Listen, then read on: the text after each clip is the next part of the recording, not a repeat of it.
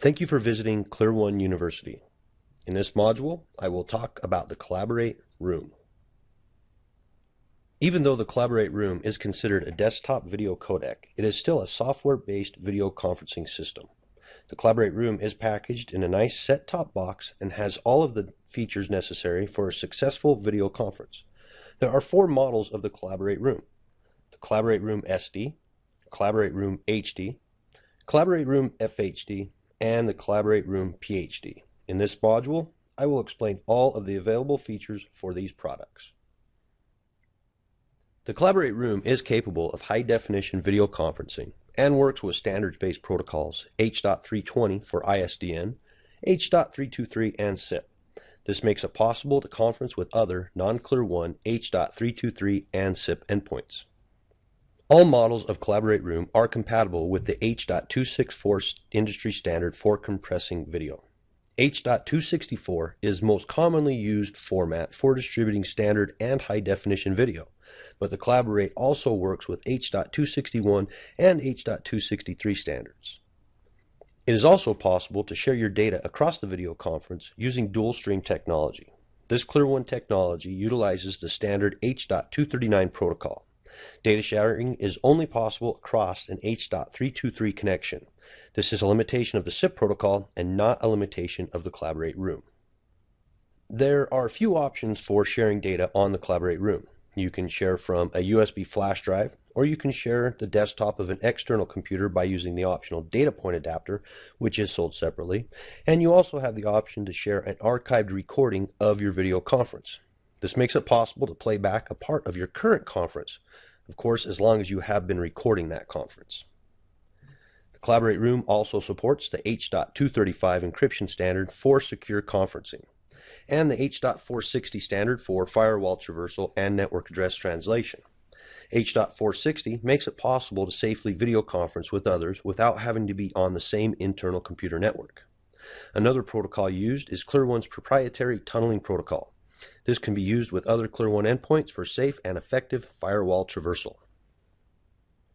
Some more features of the Collaborate Room include Packet Assist, which is Clear One's technology for H.323 QoS, or quality of service, which is a way to prioritize IP packets through network routers.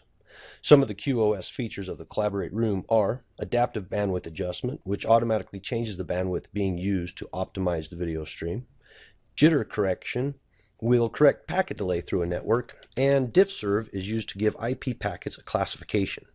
IP video will have a higher precedence than data packets, since it is important that video packets are received in the correct order to provide a clear image. More of the QoS features can be found on the Collaborate Room datasheet. Clear One's simulcast technology allows you to multicast a conference to your network. Multicasting saves network bandwidth, since it only sends a single transmission to many endpoints. Multicasting is perfect for single local area network subnets. If you want to multicast across networks, all routers and switches must be enabled for multicasting. The multicast on the Collaborate Room is passive and does not allow the chair to be passed to another participant. The attendees merely watch and listen to the conference. You also have the streaming capability with the Collaborate Rooms to share your conference using unicast streaming technology. Attendees will join the unicast session by opening a URL string in the Windows Media Player.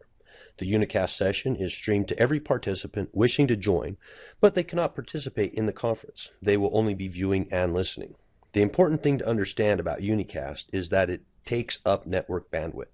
Each participant receives their own stream. So if a stream is 128 kilobytes and 10 people are viewing the multicast, then the bandwidth required is 1,280 kilobytes. However, most routers and switches will allow unicast traffic, meaning the unicast conference can easily be sent to users on other networks.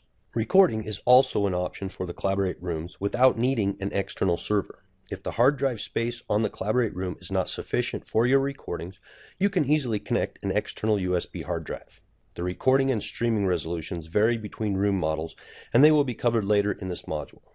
The Collaborate Rooms have their own MCU capabilities. Each can provide up to a 9-way video conferencing bridge depending on your licensing options. This provides an easy, cost-effective way to collaborate with many endpoints simultaneously without requiring additional hardware. If you require more than a 9-way call, we have the Collaborate VCB, which will be gone over in a later module. Audio features of the Collaborate Room include multiple standards-based codecs to ensure the Collaborate Rooms will be able to negotiate with many different video conferencing endpoints on the market. The rooms can easily provide high-definition quality 20 kHz audio. Along with the full band audio, the rooms will provide acoustic echo cancellation with full duplex, automatic noise suppression to take care of any noisy environments, automatic gain control to compensate for varying levels of participants' audio, and voice activity detection, allowing the system to highlight which party in the conference is talking. This feature is very useful when in a multi-point conference. The Collaborate Room has many ways to make a video call. The Lightweight Directory Access Protocol, or LDAP, is a protocol allowing access to an online directory. This makes it possible to retrieve user information from a network database, which will show up in the address book of the Collaborate Room. You can also create a personal address book, and you can create up to 9 speed dial entries for those contacts you contact more often than others. You can direct dial someone by using their IP address or E.164 address, which is basically an extension assigned to a user on your network. And there is a call log allowing you to call back previous incoming, outgoing, and missed calls. You can make calls and adjust other settings using the included handheld remote or even a third-party controller. Each Collaborate Room also has an internal web interface allowing control and management from the Internet Explorer web browser. With the web interface, a user can make a call by manual dialing or from the address book, and new entries can be made to the phone book from the web GUI. You can also start a multicast session from the web interface. Now, this interface can also be used to configure general call network, hardware, MCU settings, and system settings such as upgrades and diagnostics and multicast control as well. The different Collaborate Room models are the Collaborate Room SD, Collaborate Room HD, Collaborate Room FHD, and the Collaborate Room PHD. The Collaborate Room HD and FHD use the same hardware, so it is possible to upgrade the HD model to an FHD model with a simple license upgrade. An important point I would like to make about video resolution before I move on is that it is dependent on the monitor you are connecting to, the camera you're using, and the network bandwidth you have available for your call.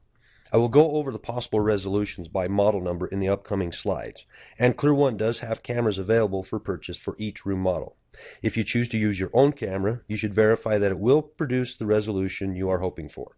I will now go over the back panel connectors of each Collaborate Room. Pictured here is a Collaborate Room PHD model. Most of the back panel connectors are the same on all models.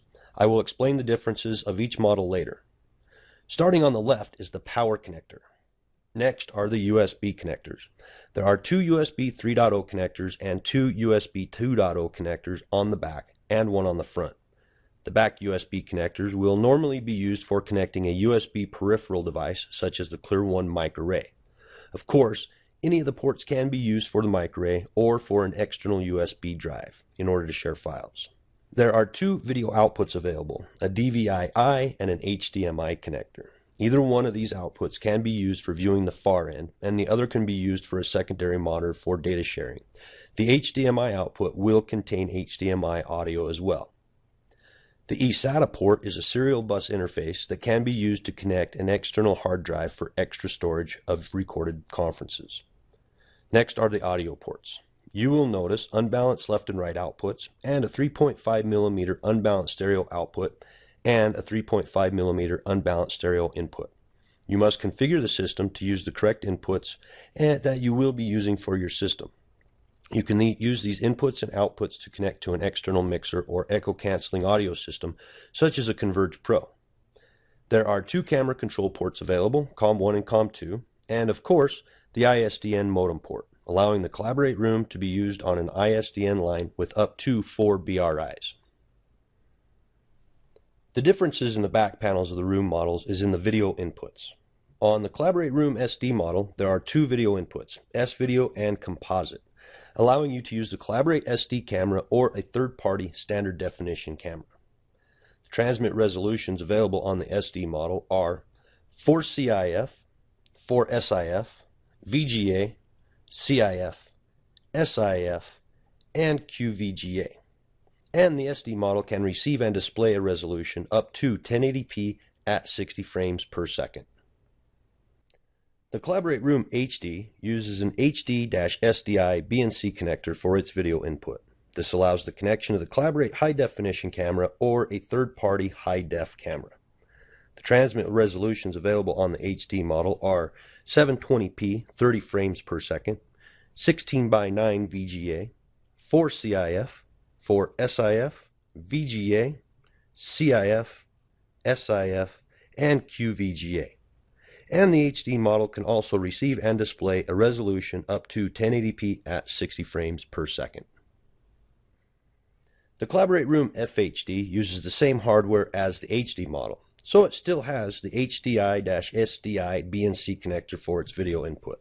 This allows the connection of a Collaborate full high-definition camera or a third-party high-def camera.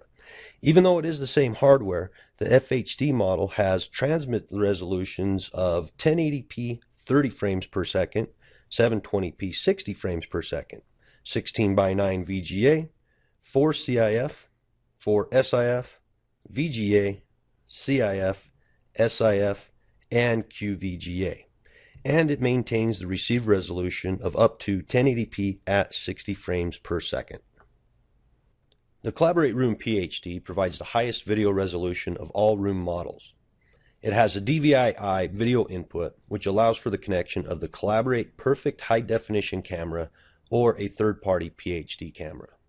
The PHD model has transmit resolutions of 1080p 60 frames per second, 720p 60 frames per second, 16:9 VGA, 4 CIF, 4 SIF, VGA, CIF, SIF, and QVGA. And of course, it has the receive resolution of up to 1080p at 60 frames per second. Now let's take a quiz to prepare for the certification exam. Number 1. What does the H.239 recommendation define? Encryption, data sharing, MCU functionality, or conference recording? The answer is B. Data sharing. H.239 is a recommendation defining the ability to simultaneously share data while on a video conferencing call. Number 2, true or false? The Collaborate rooms provide full 20 kHz audio. The answer is true. With the AAC-LD audio codec, the Collaborate rooms provide full 20 kHz audio. Number 3, what is the highest receive resolution available from the Clear One Collaborate room models? 4 CIF, VGA, 1080i 60, 1080p 60, 720p 30. Correct answer is 1080p 60. All Collaborate room models can receive up to 1080p 60 frames per second. Now this of course is limited to the available bandwidth on your network. Thank you for your time, and as always, you can visit www.clearone.com to learn more about these and all other Clear One products.